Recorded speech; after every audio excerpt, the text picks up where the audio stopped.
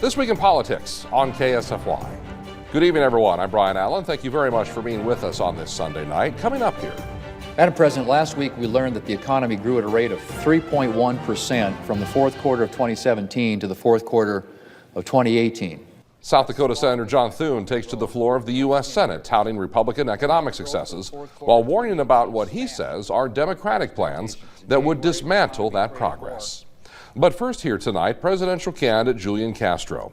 I was able to spend the day on the campaign trail with him in Iowa. We met up with him first in Denison and then again in Orange City as the competition for Iowa caucus votes ramps up, although the caucuses are 11 months away. We were granted one-on-one access to Castro, in which we talked with him about his political philosophy and what one issue prompted him to enter this race in the first place.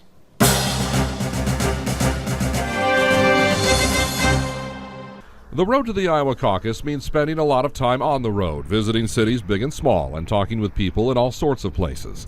On the day we caught up with presidential candidate Julian Castro, he was arriving at a restaurant in Denison, Iowa called Kronk's, a decades-old staple of that community. And he told me he was there to listen more than talk. Americans, I think, are always interested in what affects them and their family and their quality of life and their ability to succeed in this country. You know, what kind of job opportunities are going to be? What about health care when I get sick? Are my children, my grandchildren going to be able to get a good education?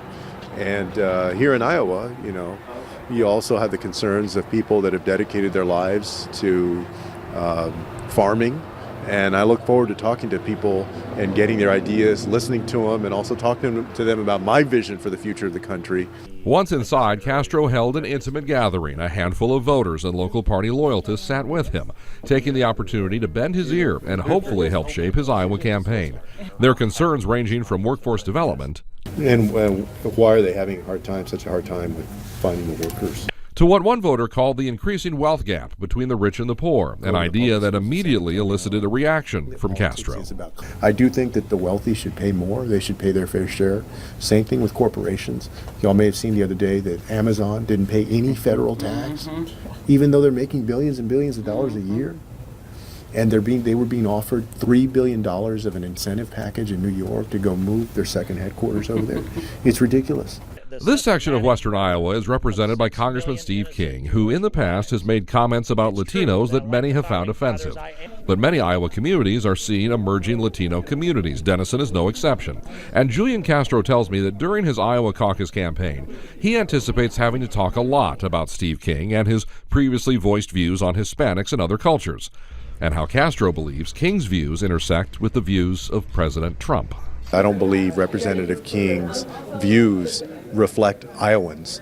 And what I hear is that Iowans believe that everybody should count in our country and in this state. And I'm going to go out there and paint a compelling vision of our country's future for everybody, no matter who you are in this country, no matter what your background is.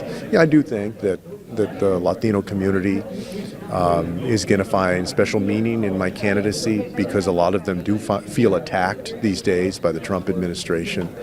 They feel scapegoated, but the truth is that so many immigrants have breathed new life into a lot of the communities here in Iowa and throughout the United States. And that scapegoating that Castro is talking about includes the administration's view that there is an immediate emergency at the U.S.-Mexico border, an emergency that requires the immediate construction of a border wall.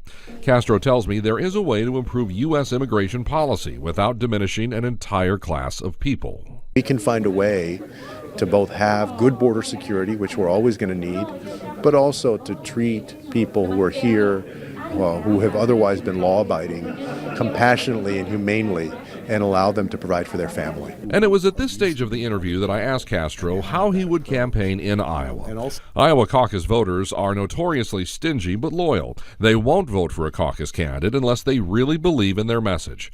So I asked Castro, what was his message going to be?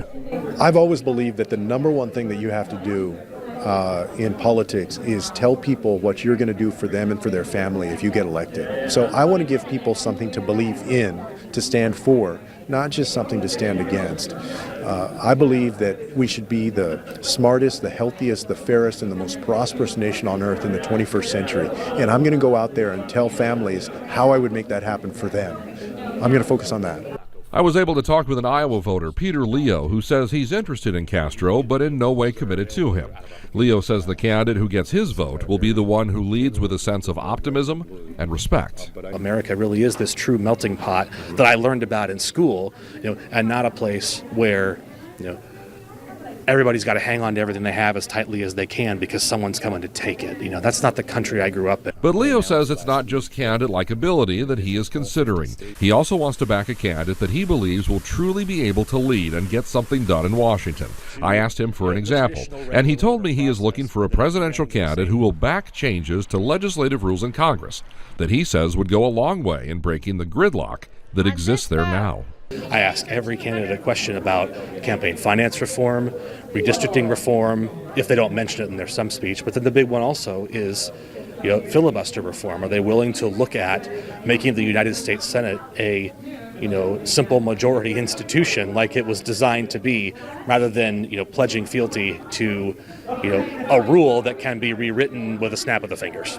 From Denison, Castro took his message to Orange City, Iowa, to a coffee shop on that city's main street, where he told an audience that his experience as the mayor of San Antonio and a former housing secretary under President Obama has given him a front-row seat lesson in effective leadership.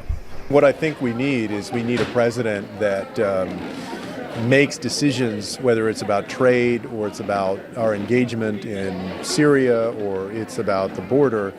We need a president that makes decisions in a rational and not erratic way. And that answer was obviously a reference to President Trump, so I asked him what about Trump's leadership does he find lacking? What I want is leadership that actually makes decisions in the best interests of Americans and not just based on self-interest. And so whether it's trade or it's another issue, this president has failed because he's been so erratic, and I would go in a different direction. Castro tells me the president's overriding campaign message of "Make America Great Again" is a misnomer and sends the wrong message about the United States. I'm looking to the future, not the past. I don't want to make this country anything again. I want to make our country better than it ever has been in the years to come. And that's when I asked Castro, why is he running for president? To mount a national campaign is not a decision anyone should make lightly. So I told him I wanted to know what was it about this moment in time that led him to make this commitment and run for the highest office in the land. This president came in to be a president only for 37% of Americans that he considers his base. And I believe that we need a president for all Americans. I want to be a president for all Americans. He has disrespected so many different types of people all over the United States and around the world. And I think that we need a president that understands that everybody counts in this country. That's why I'm running. You can count on KSFY News to stay on top of the 2020 race for the White House from now through Election Day.